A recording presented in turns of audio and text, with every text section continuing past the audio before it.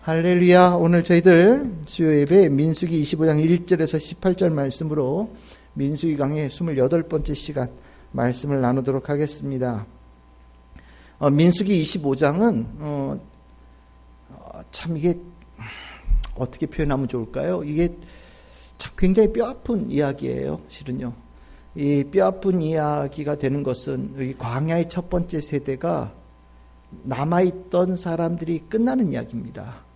그리고 이제 26장에 들어서면 우리가 이제 민수기라고 하는 이름이 책의 이름이 되어진 이유가 있죠. 두 번에 있는 그 인구조사, 그 두 번째 인구조사가 이야기가 나옵니다. 그러면서 이제 그 인구조사 두 번째 나오는 인구조사의 명단은 가나안 땅에 들어가는 이제 사람들의 명단이 되죠. 그러다 보니까 이제까지 하나님께서 어쨌든 이스라엘 백성들이 수없는 반역과 불평과 불만과 배교 여러 가지 일들이 있어도 그 가운데 어떻게 용서를 받고 또 하나님 은혜를 입어서 왔던 사람들, 그 중에 어쨌든 남아있던 사람들이 끝나는 이야기예요. 그러니까 내용으로 따지면 굉장히 아픈 이야기죠. 그리고 또 불행한 이야기이기도 합니다. 우리가 더군다나 이 앞에 발람 이야기 우리 길게 봤잖아요. 물론 이스라엘 백성들은 무슨 일이 일어나는지 몰랐어요. 저 산 위에서 모압 왕 발람이라고 하는 주술사를 불러다가 이스라엘 백성들 모르게 행할 일이니까. 네.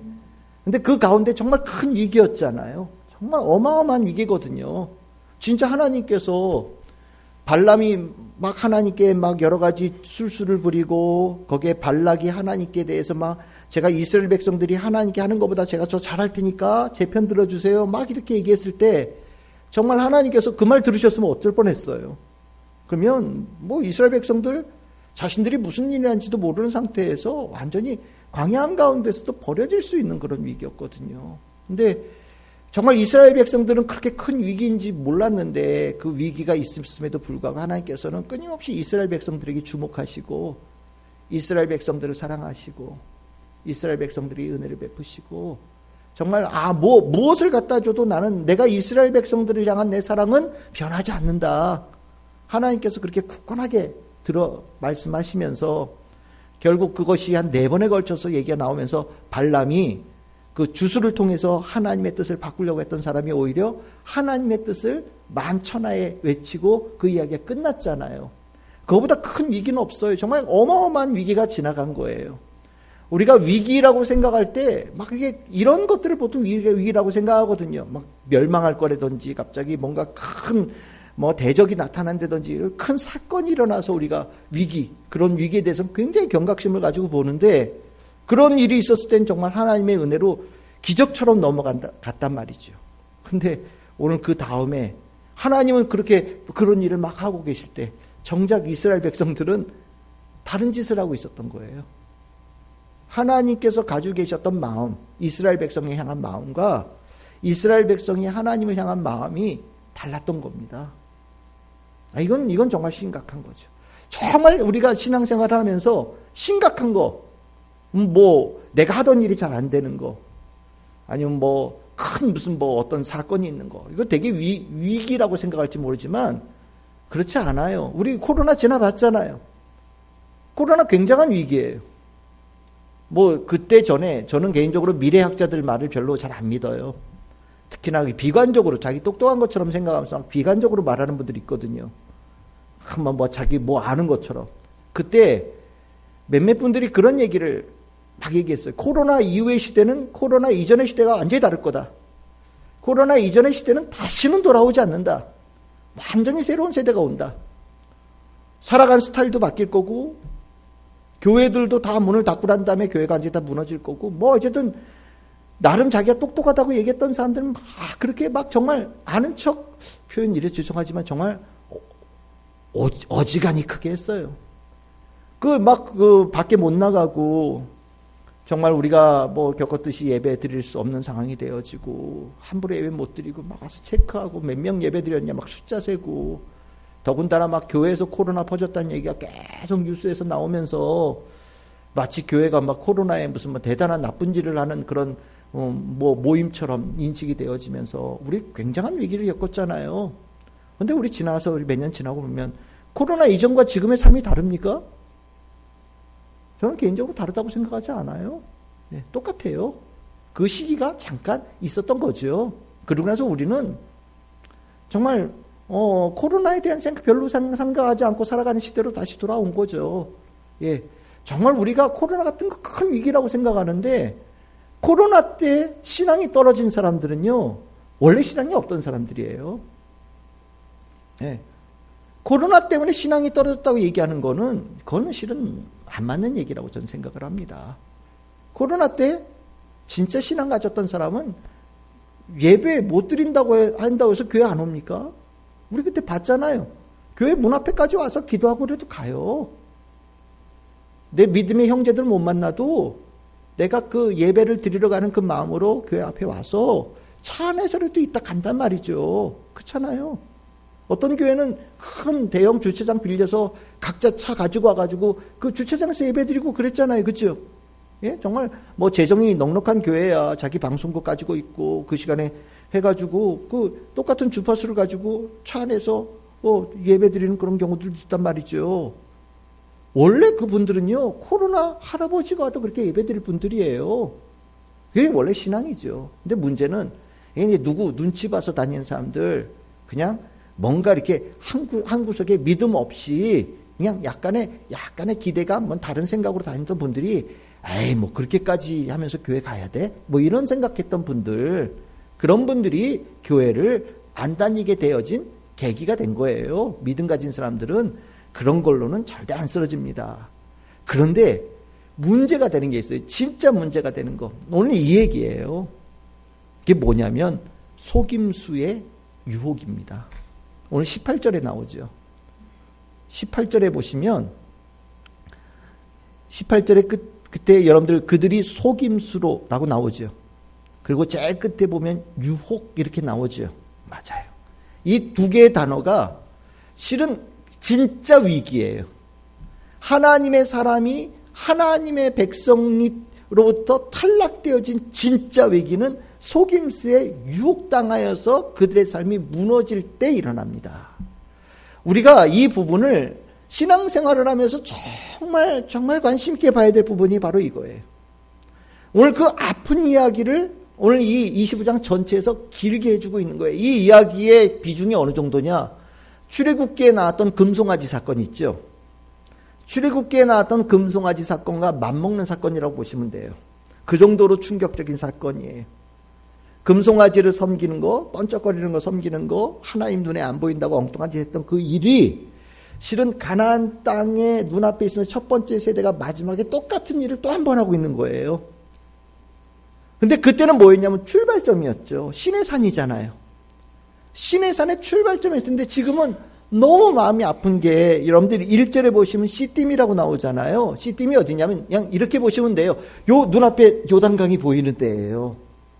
눈앞이 보이는데 시딤이라고 하는 이 단어 자체가 아카시아 숲이거든요. 그러니까 나무가 자라있다는 거잖아요. 이제까지 광야 왔잖아요. 근데 아카시아 나무 뿌리가 깊긴 하지만 물이 있어야 자라잖아요. 그러니까 물 아주 가까이 온 거예요. 물이 넉넉한 데 온 거예요. 적박꿀이 흐르는 땅이라는 것이 내 두 다리로 지금 누리고 있는 땅인 거예요. 물이 흐르고 있고 요 넘어가면 가나안 땅이에요. 다 온 거예요. 정말 40년을 가까이를 지나면서 고생하면서 온 거예요. 그럼 우리 어떻게 생각했어요? 아이 다 됐네.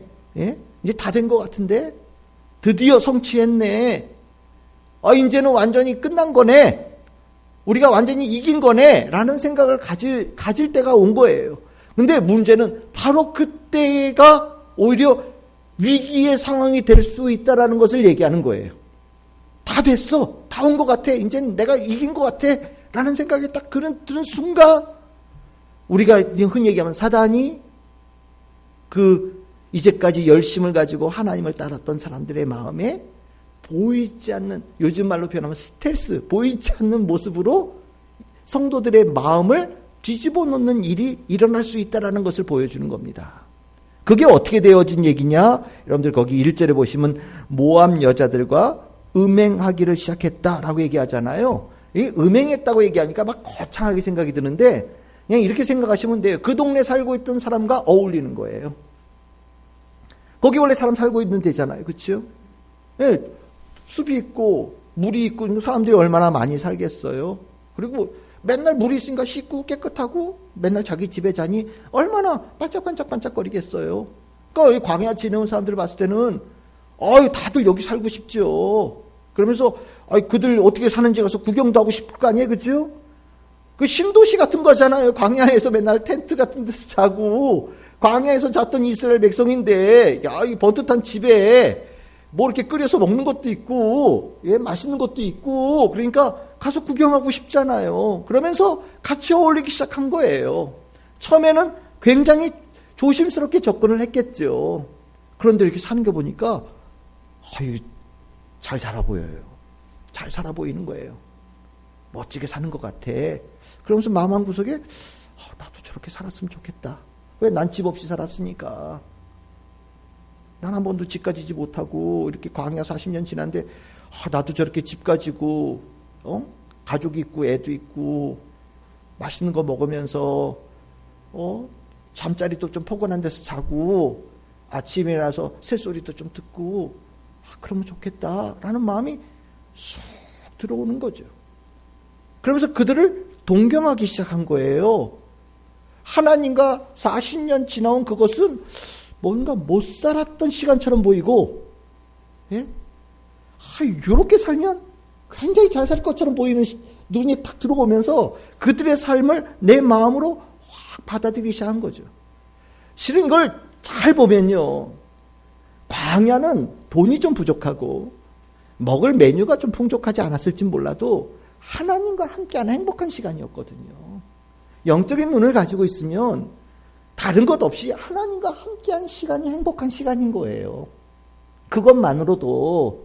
그런데 모압 사람들이 살아가는 모습을 보니까 그 귀한 하나님과 함께했던 그 하나님의 요소는 어딘가 싹 빠져버리고 없고 잘 먹고 잘 살고 이렇게 행복하게 이렇게 뭐 그렇게 반질반질하게 사는 그 모습에 눈이 마음이 확 가면서 이렇게 살고 싶다는 생각이 마음속으로 쑥 들어오면서 이게 생각의 가치관이 흔들리게 되는 거죠. 그걸 뭐라고 그러냐? 속임수라고 얘기하는 거예요. 사단이 참 성도들에게 교묘하게 다가오는 게 뭐냐면 여러분들 이렇게 오늘 예배드리죠. 우리가 예배드리고 신앙생활하고 말씀 읽고 기도하고 얼마나 복된 삶입니까? 우리가 이 삶을 순례자의 삶이다라고 보통 표현하는데 하나님께로부터 와서 하나님께로 돌아가는 삶이다. 그래서 우리가 이 지나가는 이 세월 길게를 봤을 때는 100년도 된다고 얘기를 하고 120살도 산다고 그러고 하지만 이게 길게 보면 순례잖아요. 돌아가는 거잖아요. 이게 순례 기간은 목적이 딱 하나인 거예요. 가야 될 곳에 가는 거예요. 가야 될 곳에 가는 게 제일 잘 사는 겁니다. 그러면서 이 안에 우리가 그 길을 잘 가고 있을 때 나타나는 신호가 뭐냐면 하나님께 예배드리고 기뻐하고 감사하고 믿음의 형제들과 어깨동무하고 손붙잡고 같이 가는 거예요. 굉장히 행복한 공간이거든요. 시간들이고요. 복된 시간들이에요.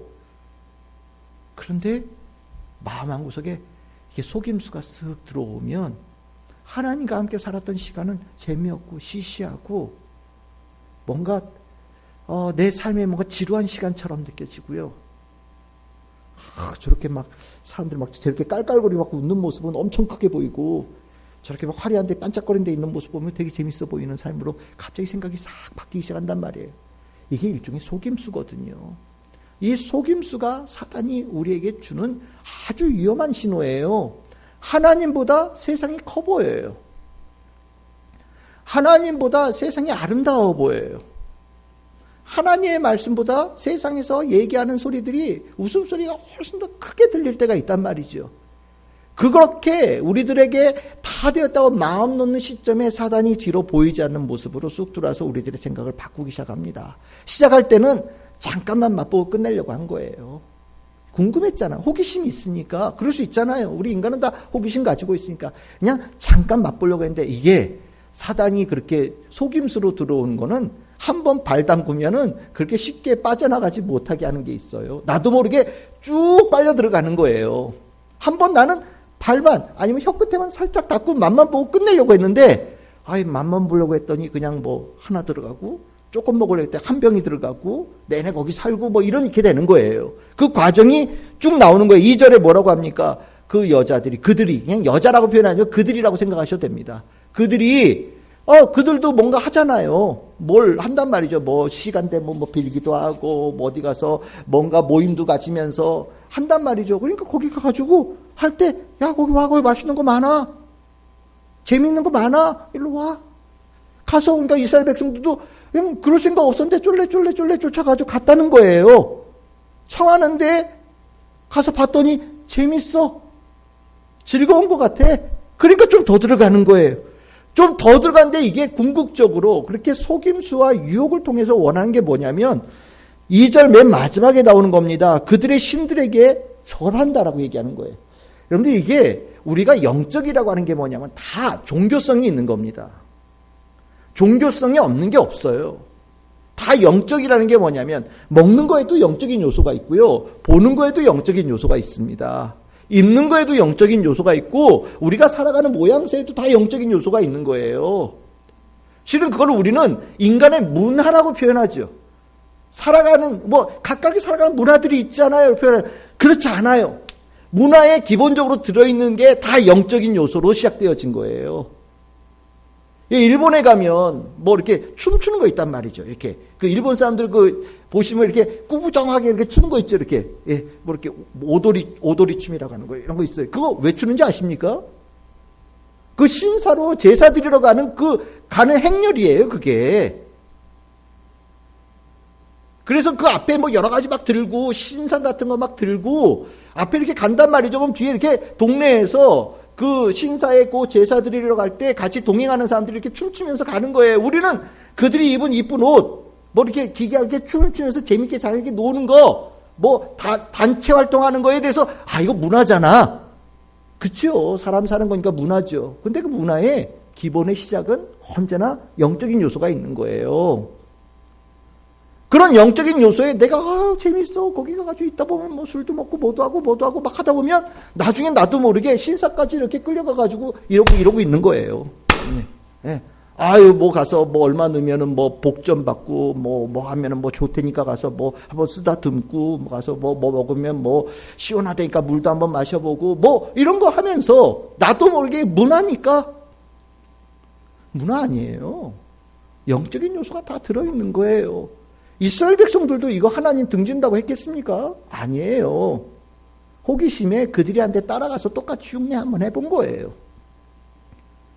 결국에 신 앞에 가서 절하기까지 간 거죠.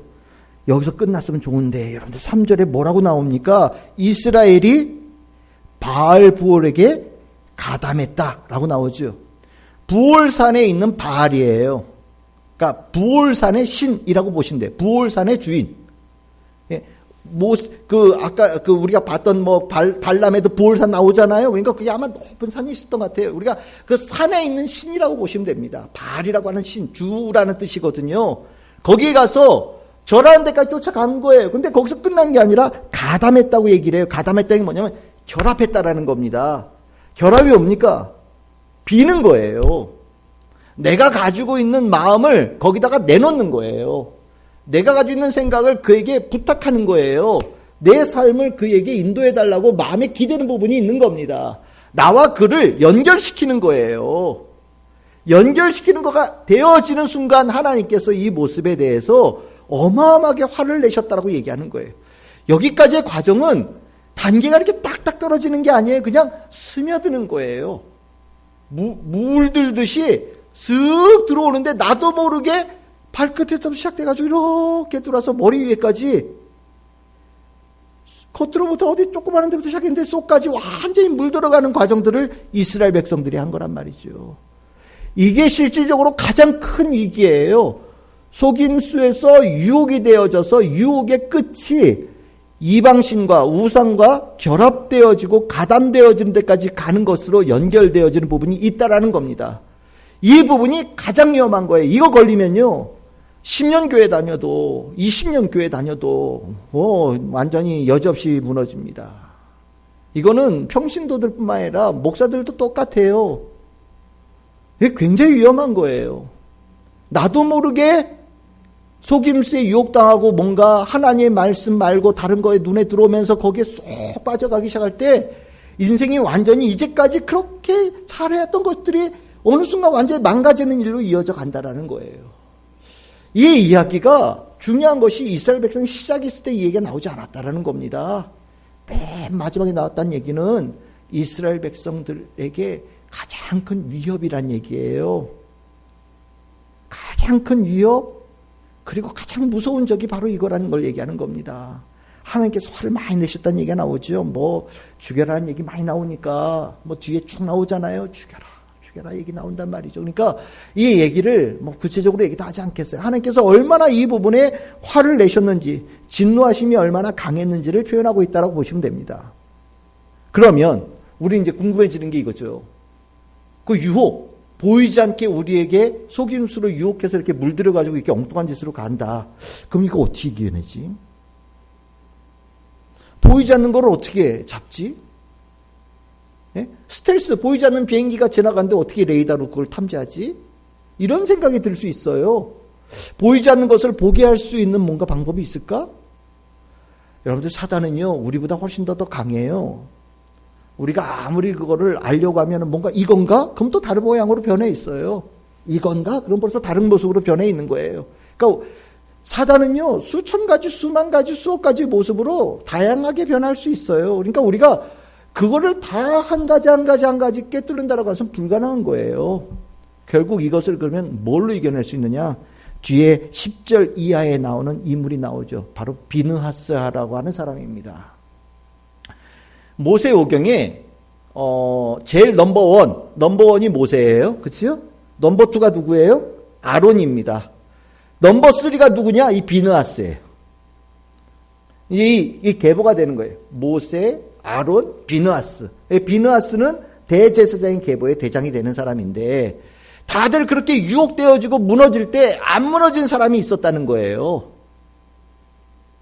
다들 그렇게 무너져갈 때, 모압 사람들의 그 유혹에 무너져갈 때 무너지지 않고 그 가운데서 정신 똑바로 차리고 그 과정을 직시하면서 이 문제에 대해서 정확하게 대적하고 해결하는 사람이 있었다라는 거예요. 이게 누구냐? 비느하스라고 얘기를 합니다. 그럼 비느하스는 도대체 그것을 어떻게 이겨낼 수 있었냐? 여기 나올 때 말씀이 나오죠. 11절입니다. 질투심이라고 나옵니다. 질투심. 하나님의 질투심으로 질투하였다라고 얘기하는데, 질투라고 얘기하니까 이 표현이, 저는 그래, 질투라는 표현을 여기서 우리가 좀 어떻게 이해하면 좋을까? 집중했다라고 표현하면 좋을 것 같아요. 집중했다. 하나님께 집중했다라는 거예요. 스텔스로 수만 가지로 변할 수 있는 사단에게 집중하면 이겨낼 수 있느냐? 이겨낼 방법이 없어요. 우리가 공부할 때 이 신학교에서 가끔 뭐 그런 과목도 있어요. 사단론 뭐 이런 것도 있어요. 사단에서 공부하자. 사단이 뭘 하는지, 사단이 뭘 어떻게 역사하는지, 사단이 뭘 어떤 능력을 가진지, 사단에서 공부하면 사단을 알 것 같습니까? 택도 없는 소리예요. 사단을 알면은 우리가 신앙생활을 이길 수 있지 않아요. 우리가 사단을 이기려면 하나님을 알면 돼요. 하나님께 집중하면 되는 거예요. 하나님 말씀에 집중하면요, 하나님의 능력이 사단을 물리치셔요. 내 안에 성령께서 사단을 물리치시는 거지, 내 지식으로 사단을 알아서 사단을 이길 수 있는 게 아니라는 거죠. 이거 굉장히 중요한 겁니다. 하나님께 집중하고 하나님을 알고 하나님을 내 심령에 모셔드리면 하나님께서 그 역사를 이루어 가셔요. 우리 주일날 말씀 나눌 때 기도가 뭐라고 그랬어요? 난 아무것도 못해요. 제가 기억하고 있는 게 있습니다. 하나님이 병든 자를 고쳐주셨습니다. 오늘 이 자리에 기도합니다. 주님이 이 자리에 오셔서 병든 자를 고쳐주신 주님께서 그 능력으로 여기 불쌍하게 누워있는 저자를 고쳐주시기를 원하고 그렇게 믿습니다. 라는 게 기도라고 그랬잖아요. 하나님께 집중할 때 하나님께 사시는 거거든요. 똑같아요. 세상에 물들어갈 수 있는 가능성은 굉장히 많습니다. 우리는 나도 모르게 물들 수 있어요. 우리 세상 한가운데 사는데. 뭐 돈에 대한 얘기들 많이 나오지만 우리 맨날 돈 만지고 살잖아요. 그치요? 하루에 여러분들 통장 몇 번씩 점검하지 않으십니까? 돈 많은 분들은 뭐 알아서 막 통장이 계속 돈 떨어진 소리들 난다고 그러고 뭐가 계속 신호온다고 그러는데, 아니 뭐 장사하는 분들 장사할 때 돈 하루에 얼마나 만지겠어요. 그치요? 주고받고 돈 받고 돈 받고 돈 받고 돈 받고. 실은 돈이 굉장히 가까이 있는 거예요. 그러면 이거 세상 가운데 돈이 이것도 우상의 하나라고 그러지 않았나? 그럼 어떻게 하면 되지? 뭘 어떻게 해요? 하나님께 집중하면 돼요. 돈 만질 수 있어요. 아니, 또 돈이 필요하고요. 그런데 내가 돈에 가까이 있을수록 하나님께 집중해야 되는 거예요. 그래야 돈에 내가 무너지지 않아요. 돈이 하나님께 주신 축복이 되기 위해서는요, 하나님께 집중이 필요해요. 내가 더 많은 것을 갖게 되어지면 더 하나님께 집중하는 게 필요해요. 더 많은 권력을 갖게 되면 더 많이 하나님께 집중하는 게 필요해요. 이걸 반드시 명심해야 되는 거예요. 지금 가나안 땅 다 가까이 왔어요. 그러니까 다 정신줄 놓는 거예요. 근데 그 가운데 다른 사람이 있었다는 거예요. 비느하스. 비느하스는 뭐가 다른데? 가나안 땅에 가까이 올수록 더 하나님께 집중하는 거예요. 더 하나님께 집중하는 거예요. 마치 하나님께서 가나안 땅 가까이 온 이스라엘 백성들에게 더 집중하고 더 축복하시고 더 사랑하신 것처럼 비느하스 또한 하나님의 그 마음을 알고 더 하나님께 집중하는 자가 됐다라는 거예요. 그래야 어떠냐? 다들 무너질 때 이 사람은 꼿꼿하게 하나님의 뜻으로 살아갈 수 있는 사람이 되어지고, 하나님께서 그 사람을 통하여서 이스라엘 백성들에게 진노를 그치시고 구원하여 주셨다라고 말씀하고 있잖아요. 결국 우리가 하나님께 집중하는 게 이렇게 중요한 거예요. 하나님께서 우리에게 원하시는 거예요. 질투는 번역이 좀 그렇죠, 그렇죠. 하나님께서 우리에게 집중하셨듯이 우리도 하나님께 집중하는 것.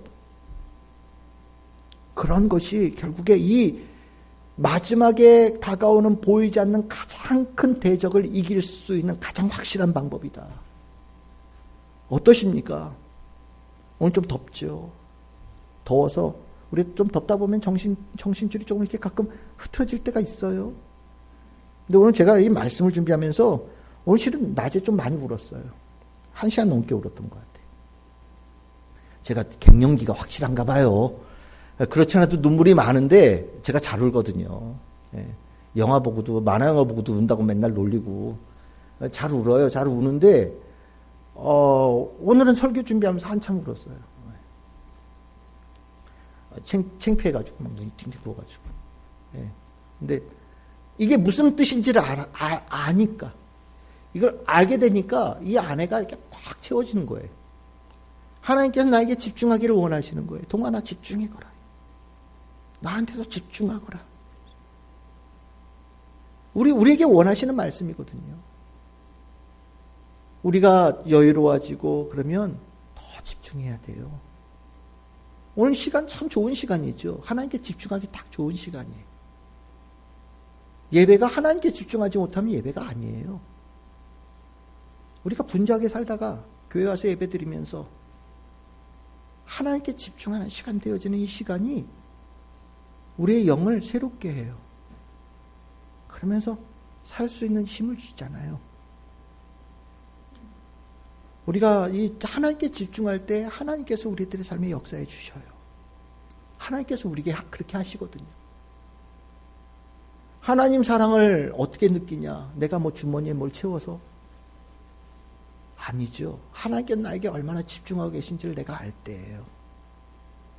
나보다 훨씬 더 멋있는 사람 많고, 더 이쁜 사람 많고, 더 능력 있는 사람들 수도 없이 깔렸잖아요. 근데 하나님께서 나한테 말씀하셔요. 나는 너를 사랑한다. 난 널 사랑해. 하나님께서 나에게 집중하신다라는 걸 나에게 알려주실 때 내가 살아갈 수 있는 큰 힘을 얻는 거예요. 그러면서 저도요, 하나님께 내 모든 것을 주님께 집중합니다 라고 고백하게 되어질 때 비로소 영의 소통이 일어나는 거거든요. 오늘 이 수요일 예배가 하나님께 집중하지 못한 이스라엘 백성의 아픈 이야기였다면, 오늘 우리는 하나님께 집중하면 그런 가운데서도 이겨낼 수 있다라는 것을 우리가 눈에 보면서 무너지고 심판받고 죽는 것의 이야기로 끝나는 자들이 아니라 하나님과의 평화의 언약을 맺고 하나님의 축복으로 나아가는 성도들의 삶이 되어지기를 소망합니다. 오늘 우리가 기도하면서 15분 정도 우리 기도하면서 하나님께 집중합시다. 나를 사랑하신 하나님을 집중하고 내 마음을 하나님께 드리는 집중이 이 자리에 일어날 때 오늘 여러분들 지쳤던 몸이 회복되어지고 지쳤던 마음이 회복되어지고 그 영이 되살아나서 여러분들의 삶을 주님의 평화로 채우고 기쁨으로 채우는 축복의 시간이 되리라 믿습니다.